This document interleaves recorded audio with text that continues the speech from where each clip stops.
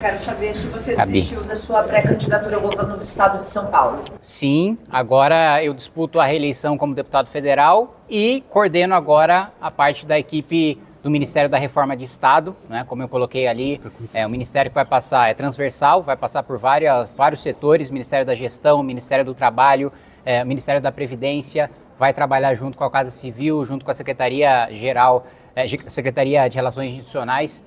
E a partir de agora, né, para daqui dos próximos 2 meses, já passar a anunciar e coordenar também os primeiros nomes da nossa equipe econômica. Como se deu essa escolha, deputado? Você tinha números ali na pesquisa para governo de São Paulo? Se falava até uma possível aliança com o Paulo Serra do PSDB para fazer uma candidatura única. Como que se deu essa escolha? Não, aqui no estado de São Paulo, ou nós teremos candidatura própria do Partido Missão, ou nós não apoiaremos ninguém. Essa é a nossa decisão aqui dentro do Estado. A nossa constatação, eu sei que para a maioria de vocês isso ainda não é plausível, mas para a gente é uma convicção de que o Renan vai vencer as eleições e da necessidade de ter alguém na esplanada com experiência dentro do Congresso Nacional para ter uma equipe técnica, mas ao mesmo tempo ter uma condução política, para a gente não repetir, por exemplo, havia técnicos que deram credibilidade para o mercado na equipe de Jair Bolsonaro, mas a condução política ali, por exemplo, por parte do Paulo Guedes foi um desastre, né? Então a gente precisa, nós teremos os melhores técnicos junto com a gente, e eu falei lá em cima dos vários nomes que me inspiraram no meu mandato, dos meus mandatos de deputado federal, e que eu estou 100% aberto para escutar cada um deles. Não adianto para vocês, antes que alguém pergunte, não conversei com nenhum deles, não fiz convite para nenhum deles, mas vai ser da fonte deles que eu vou beber. E então, nisso que nós baseamos a nossa decisão. Renan, Correio da Manhã aqui, o discurso de vocês hoje foi muito firme, tanto com o PT quanto com a direita. Como que vocês pretendem convencer o eleitorado agora que vocês são uma opção mais qualificada para assumir tanto a presidência quanto aos projetos de vocês? Tendo proposta e não sendo ladrão. Isso já diferencia dos dois muito rapidamente. Haverá uma série de depoimentos novos do senhor Vorcaro e nós não apareceremos nele em nenhuma medida. Então, tendo propostas sérias, a gente tem um livro publicado, a gente vai debater no detalhe, na minúcia, todas as propostas para todas as áreas. Isso vai fazer uma diferença, vai fazer um contraste muito grande. A segunda questão, que é a questão da tomada de decisão de voto do eleitor, é a da viabilidade. Pois bem, nós estamos ultrapassando já os governadores, nós estamos em uma tendência de subida, nós estamos ganhando momento em todos os setores da sociedade. Da Faria Lima, tivemos declarações recentes de figuras muito influentes, que eu fico muito feliz em receber apoio deles, até da base da população brasileira. Agora, a minha volta do Pará me deixou muito chocado e muito feliz. E esse momento vai se somar também a uma constatação óbvia que o Flávio Bolsonaro não tem nenhuma condição de vencer o Lula. Por uma questão lógica, as pessoas tomarão uma decisão pragmática também em olhar para aquele que é viável, que está vindo logo em terceiro, para colocar em segundo, e aí, como diz o Kim, aí é segundo turno e história. Exato. O tema é urna eletrônica, confiabilidade ou voto impresso. Qual a posição do senhor sobre esse nosso sistema de votação? Pra gente essa história é uma história encerrada. Essa não é uma história que a gente está colocando em discussão nessas eleições. Só para entender, vocês, embora o deputado Kim não tenha aceitado ser candidato a governador, o Missão terá candidato aqui em São Paulo? Você falou que pode ser essa decisão será tomada em breve, é isso? Ou ter candidato ou não ter, ou não apoiar ninguém? Entendi? É isso. Mas aí vai ficar sem palanque em São Paulo, Renan? Quando eu falei lá em cima que eu não acredito nessa história de palanque, é porque eu acho que isso é um termo antigo da política, em que você precisa de uma estrutura de um aliado para você conseguir fazer um evento, para você conseguir ter acesso à imprensa. Eu não preciso disso na candidatura e na pré-candidatura. De verdade, eu consigo fazer todos os meus eventos e rodar as nossas agendas sem ter um aliado, candidato. A nossa lógica política é uma lógica, vamos botar aí, 3.0, não é nem da internet, é já pós redes sociais, é das comunidades. A gente tem uma comunidade muito engajada e isso nos permite fazer pré-campanha e campanha sem demandar isso. Quem seriam os possíveis candidatos do Missão a governador, agora que o Kim não será?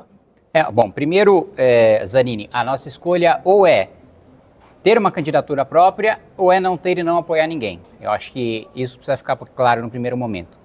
Segundo ponto, nós estamos conversando com algumas pessoas, alguns quadros que estão filiados ao Partido Missão, né? Não haverá coligação no estado de São Paulo, a não ser que aconteça algo extraordinário, mas são quadros próprios nossos e que a gente ainda não pode falar para você.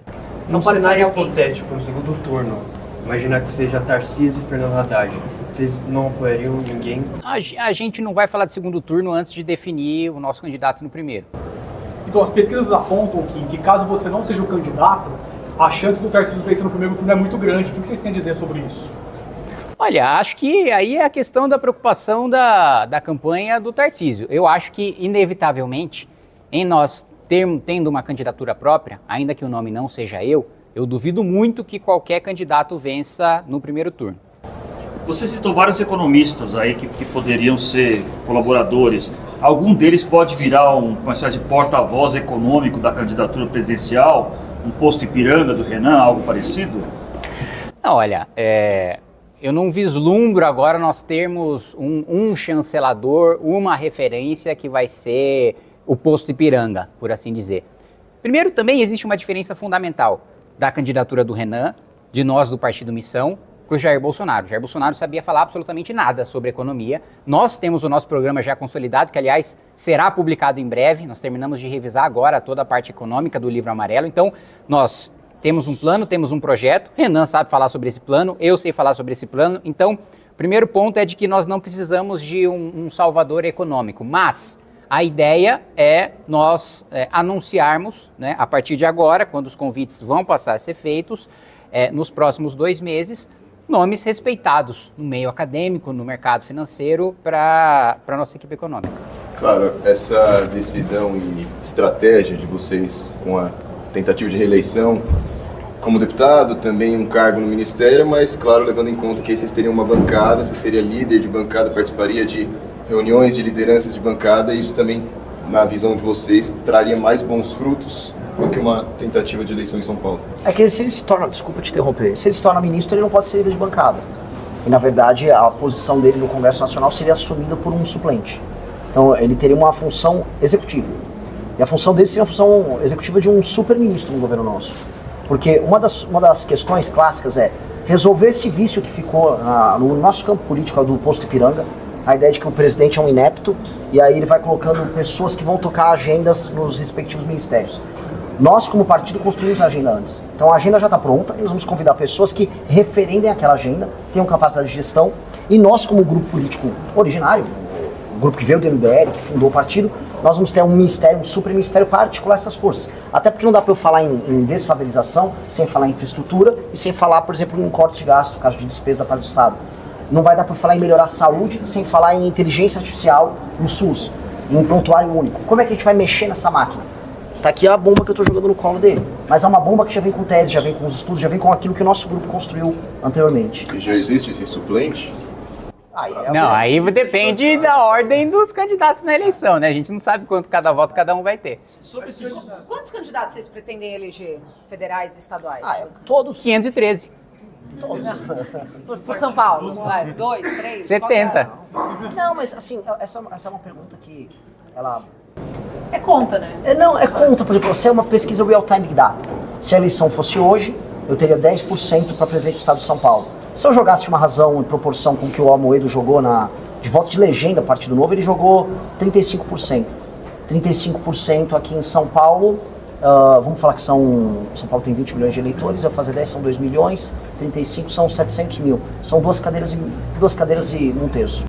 Só eu jogaria. Fora os votos que ele e os outros teriam. Isso, então, de legenda. Ele não está contando os votos individuais. Então, somando, eu acho que a gente faria no mínimo, num cenário desses, 5 cadeiras para deputado federal. No cenário de hoje, de acordo com o Real Time Data, que é um tipo de pesquisa que eu não concordo tanto com o método.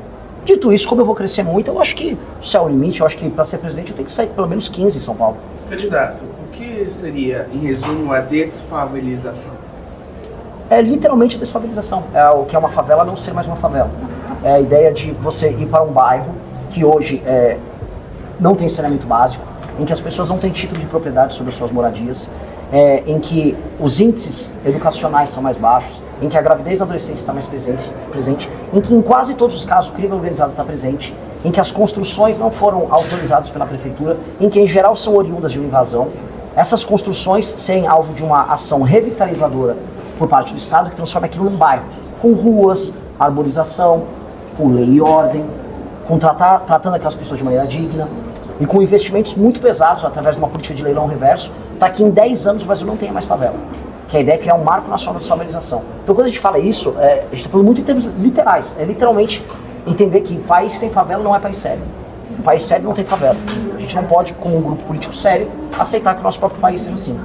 Só para entender um pouco melhor o que seria esse superministério, seria um ministério que substituiria ministérios como Fazenda, Planejamento, ou seria um outro ministério além desses tradicionais que coordenaria diversas áreas? É um novo ministério que coordenaria diversas áreas, né? Passaria por algumas secretarias da Fazenda, mas eu acho que uma das principais seria a de gestão, né? A da Previdência também, que necessariamente nós teremos de fazer uma reforma e uma das minhas missões é promover essa reforma em diálogo com o Congresso Nacional. Acho que passaria também pelo trabalho, passaria pelo planejamento e passaria também pela articulação política e por uma coordenação ao estilo do que faz a Casa Civil, a Secretaria de Relações Institucionais, ao mesmo tempo de articulação com o Congresso, a ciência da agenda, das principais pautas de todos os ministérios que envolvem reforma de Estado e a aprovação dessa agenda no Congresso. E seria um ministério que operaria direto com o Palácio do Planalto.